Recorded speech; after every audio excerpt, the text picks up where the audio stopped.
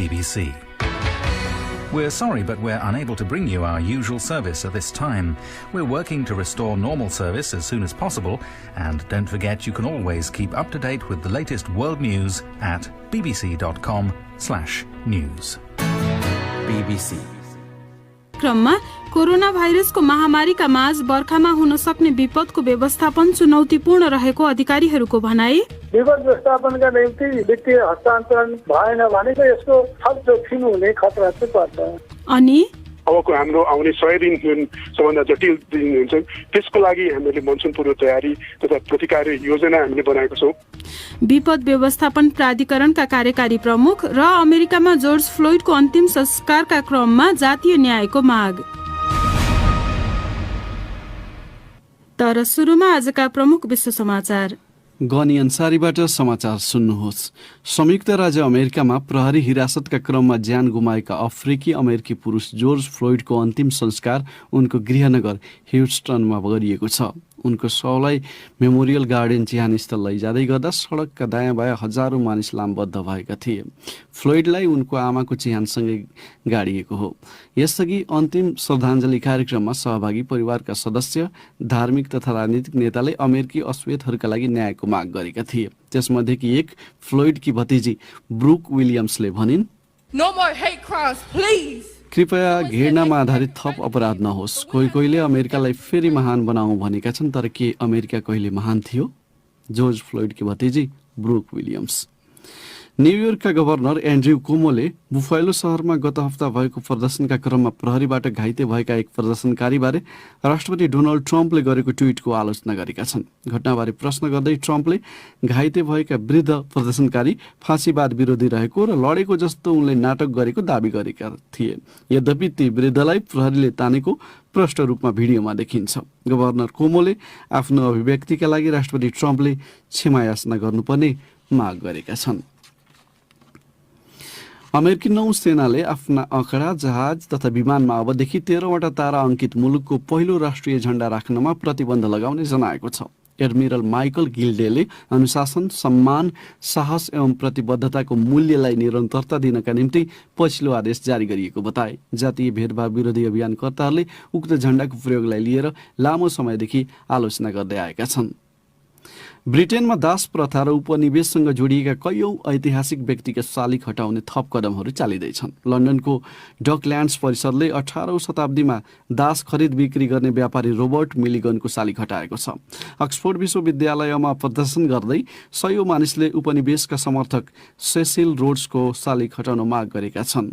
यद्यपि यसअघि लन्डनका मेयर सादिक खानले सबै शालिग र सडकका नामबारे पुनर्वलोकन गरिने घोषणा गरेका थिए। उनका अनुसार दाससँग जोडिएका शालिगहरू हटाइनेछन् भने सडकका नाम परिवर्तन गरिनेछ।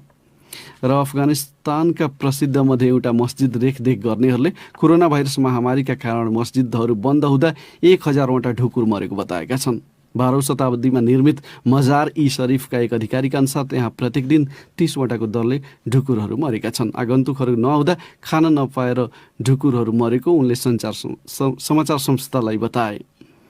यो BBC नेपाली सेवा हो।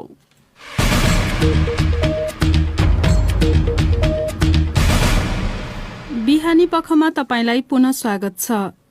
कोरोना भाइरस संक्रमण रोकथाम र नियन्त्रणमै स्थानीय तहको विपद व्यवस्थापन कोष सकिएको भन्दै स्थानीय तहहरूले मनसुनका बेला हुन सक्ने बाढी, पहिरो लगायतका विपद व्यवस्थापनको कार्य चुनौतीपूर्ण हुने बताएका छन्।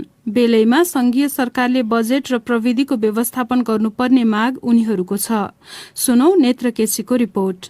देशभर पछिल्ला केही दिनमा भएको वर्षाका कारण जेठ महिनामै धेरैजसो नदीको सतह बढिसकेको बताइएको छ, जसले यस वर्षको वर्षा मौसममा बाढी, पहिरो लगायतका विपदका घटना बढ्न सक्ने चिन्ताहरू व्यक्त भइरहेका छन्। यस्ता विपदको व्यवस्थापनका लागि भन्दै सबै स्थानीय तहहरूले आफ्नो विपद व्यवस्थापन कोष बनाएका छन्। तर यसपटक कोरोना भाइरसको संक्रमणपछि उक्त कोष राहत वितरण, क्वारेन्टिन व्यवस्थापन लगायतमा खर्च भएको बताइएको छ। कोरोना भाइरस संक्रमण जारी रहेका बेला वर्षाको समेत मौसम सुरु हुन लागेपछि चिन्ता बढेर गएको बताउँछन् बाँकेको नरेनापुर गाउँपालिकाका अध्यक्ष इस्तियाक अहमद शाह। इन्डियाले जुन हामी बाटो बनाएको हो, हाम्रो लागि बाँध हो, त्यसकारण हाम्रो एरिया त अगर बढी आएपछि त्यो एरिया पुरै डुब्छ। हाम्रो त एकदेखि छ यो अवस्थामा तत्काल महानगरले कमसेकम फन्ड पठाउनु पर्थ्यो। केही स्थानीय तहले वर्षाका कारण हुने विपदका बेला उद्धारमा प्रयोग हुने सामग्री समेत खरिद गरिसकेको बताएका छन् भने अन्य केहीले भने त्यसका लागि प्रक्रियामै रहेको बेला कोरोना भाइरसको रोकथाम र नियन्त्रणमा खर्च गर्नु परेको बताएका छन्। नगरपालिका महासंघका कोषाध्यक्ष समेत रहेका तुलसीपुर उपमहानगरपालिकाका मेयर घनश्याम पाण्डे, अहिले जुन हामीले विपद व्यवस्थापनको सबै कोष चाहिँ हाम्रो रिटिसकेका छ, त्यो सबै हामीले कोरोनाको व्यवस्थापनमा खर्च गरेका छौँ। त्यसको सोधबसमा भएन वा विपद व्यवस्थापनका निम्ति वित्तीय हस्तान्तरण प्रविधि हस्तान्तरण भएन भने स्थानीय सरकारहरूलाई कठिन पर्छ र यसको थप जोखिम हुने खतरा चाहिँ पर्छ। एकातिर कोरोना भाइरसको संक्रमण र अर्कोतिर बाढी पहिरोसँग स्थानीय तहले मात्रै जुझ्नुपर्ने अवस्था आएमा त्यसले क्षति बढाउने भन्दै केन्द्र र प्रदेश सरकारले बेलैमा त्यस्ता विपदको व्यवस्थापन, राहत अनि उद्धारको योजना बनाउनुपर्ने स्थानीय तहका पदाधिकारीहरूको भनाइ छ। नेत्र केसी, BBC, काठमाडौँ। सरकारले विपदको जोखिमलाई न्यूनीकरण गर्ने र त्यसको व्यवस्थापन गर्ने भन्दै पहिलो पटक एउटा छुट्टै निकाय राष्ट्रिय विपद जोखिम न्यूनीकरण तथा व्यवस्थापन प्राधिकरण नै गठन गरेको छ। हामीले प्राधिकरणका कार्यकारी प्रमुख अनिल पोखरेललाई सम्पर्क गरी बर्खाको मौसम सुरु हुन लागिसक्यो, यस्तो बेला हुन सक्ने विपदहरूलाई सम्बोधन गर्नेतर्फ प्राधिकरणले के काम गरिरहेको छ भनेर सोधेका छौं। यो वर्षको मनसुनको पूर्व तयारी र प्रतिकार्य कार्ययोजना बनाउने, त्यसैको लागि हामीले सम्बन्धित निकायहरूसँग छलफल गर्ने, यसको लागि पूर्व तयारीहरू गर्ने, सरसामानहरू हरेक जिल्लामा हरेक स्थानीय तहमा यसको बन्दोबस्त गर्ने काममा अहिले हामीहरू लागिरहेका छौँ। अब यहाँले त्यो प्रबन्धको कुरा गर्दै गर्दाखेरि कति स्थानीय तहमा आवश्यक त्यस्ता सामग्री पुगिसकेका छन्, कति स्थानीय तहहरू त्यस्ता जोखिममा छन् भन्ने कुराको पनि केही विवरण दिन सक्नुहुन्छ? हामीहरूको स्थानीय सरकारहरूको एकल अधिकारको रूपमा विपद जोखिम न्यूनीकरण र व्यवस्थापनको कार्यभार उहाँहरूको हो।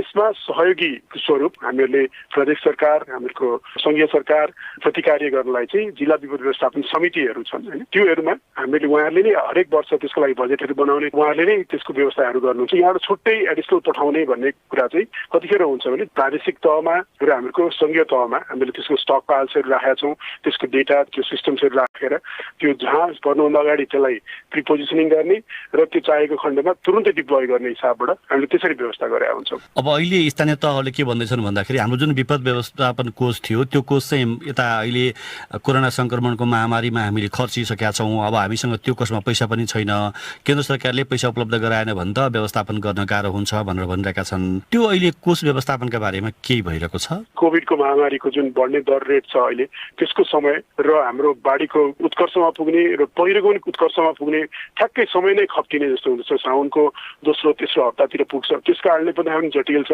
त्यसको लागि हामीहरूले जिल्लामा पनि विपद व्यवस्थापन कोषहरू छन् हैन, हामीले त्यसमा यसपालि थप यसको लागि बाढी पहिरोको लागि भनेर थप बजेटको जोहरू गरेर हरेक जिल्ला प्रशासन कार्यालयहरूमा पठाइ पनि सकिएको छ।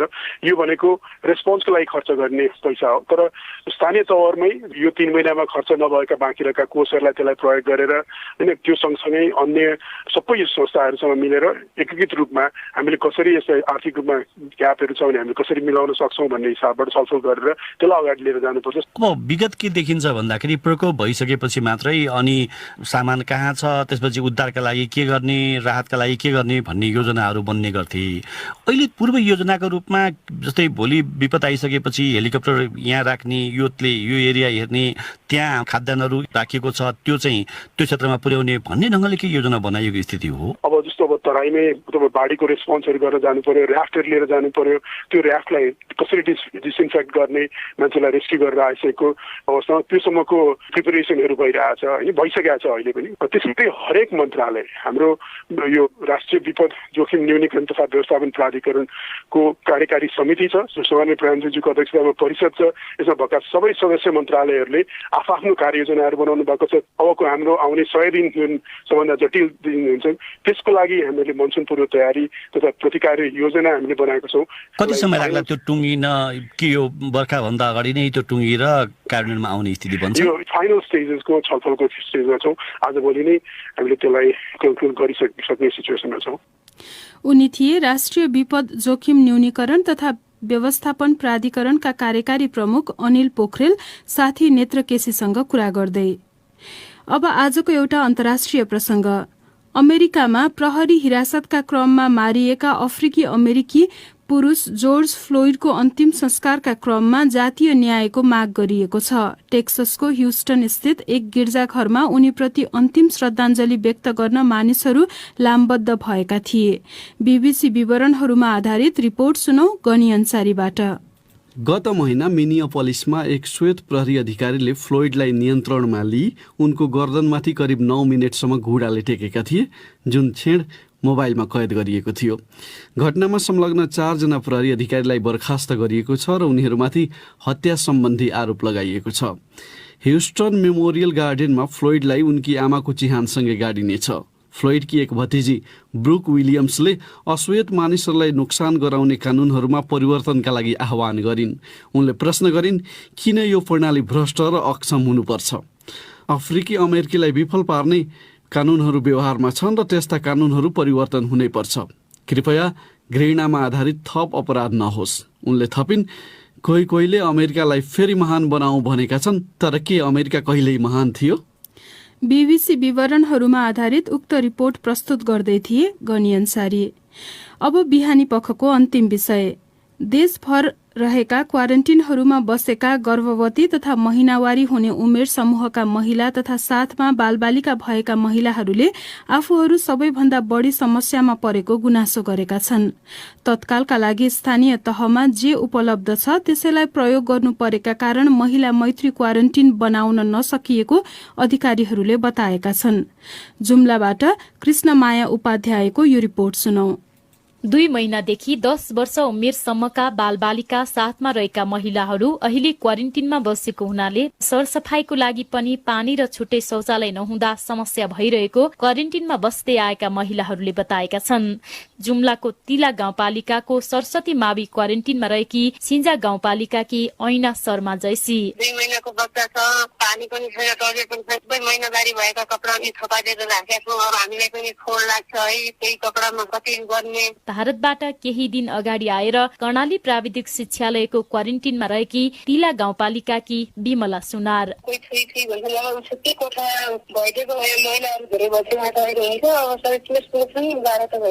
जुम्लाको सरस्वती मावि कुडारीको क्वारेन्टिनमा रहेकी गोरीकला विक।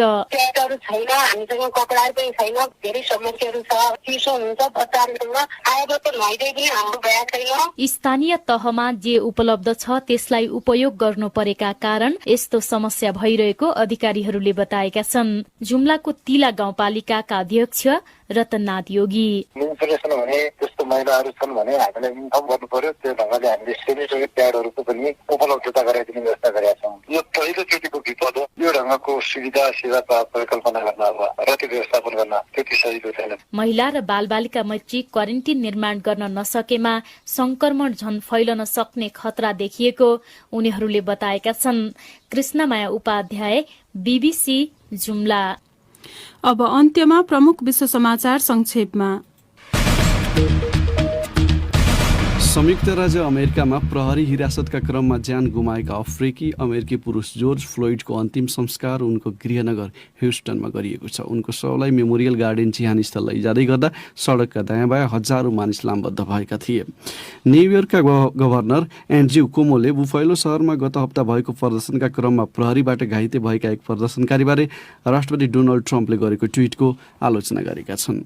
अमेरिकी नौसेनाले आफ्ना अखडा, जहाज तथा विमानमा अबदेखि 13वटा तारा अङ्कित मुलुकको पहिलो राष्ट्रिय झण्डा राख्नमा प्रतिबन्ध लगाउने जनाएको छ। ब्रिटेनमा दास प्रथा र उपनिवेशसँग जोडिएका कयौं ऐतिहासिक व्यक्तिका शालिग हटाउने थप कदमहरू चालिँदैछन्। र अफगानिस्तानका प्रसिद्ध मध्ये एउटा मस्जिद रेखदेख गर्नेहरूले कोरोना भाइरस महामारीका कारण मस्जिदहरू बन्द हुँदा 1000वटा ढुकुर मरेको बताएका छन्।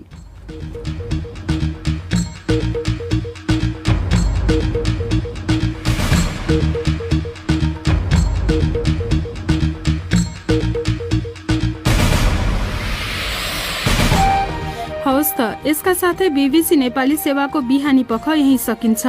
बेलुकी पौने 9 बजे साँझ पख लिएर हामी फेरि उपस्थित हुनेछौँ। त्यस बेलासम्मका लागि हामी सबैलाई बिदा दिनुहोस्। नमस्कार।